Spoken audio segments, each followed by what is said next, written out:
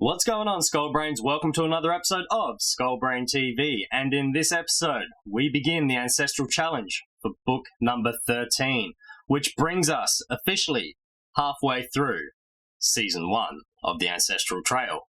So, how did you go with the Ancestral Challenge for book number 12? Were you able to find all of the hidden objects? Well, Shumi and Shubi appeared twice in this book. First, they appeared here on page 180, sitting on these rocks. And next they appeared on page 184 on this rock wall. Now, as for the piece of the Evil One's mask, that was also on page 184, just below where Shumi and Shubi were sitting. And how did you go with the Monsters and Magic Challenge? Were you able to guess who the Scorpions were based on? If you guessed that they were based on Servants of the Sun, you were correct. Okay, let's go over the Ancestral Challenge for book number 13. Here we are.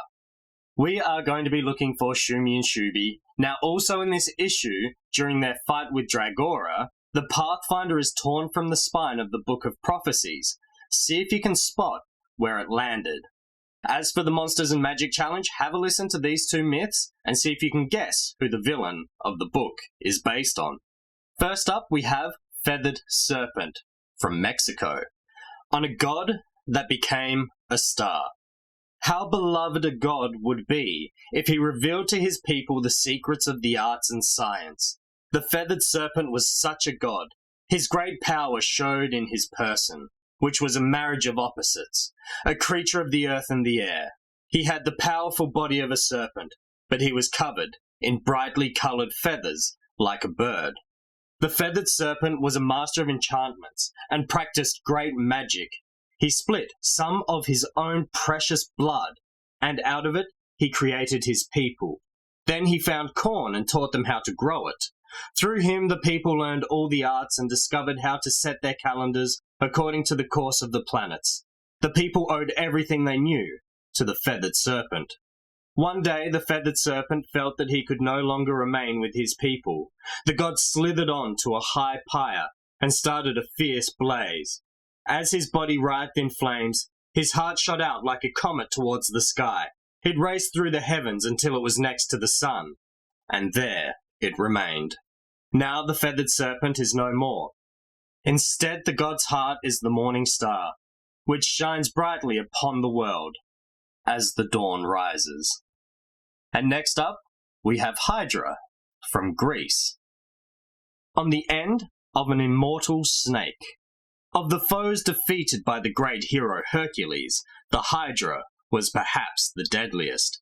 9 heads grew on the monster's slimy body. A long black tongue slithered in and out of each fanged mouth, feeling the air for the scent of victims.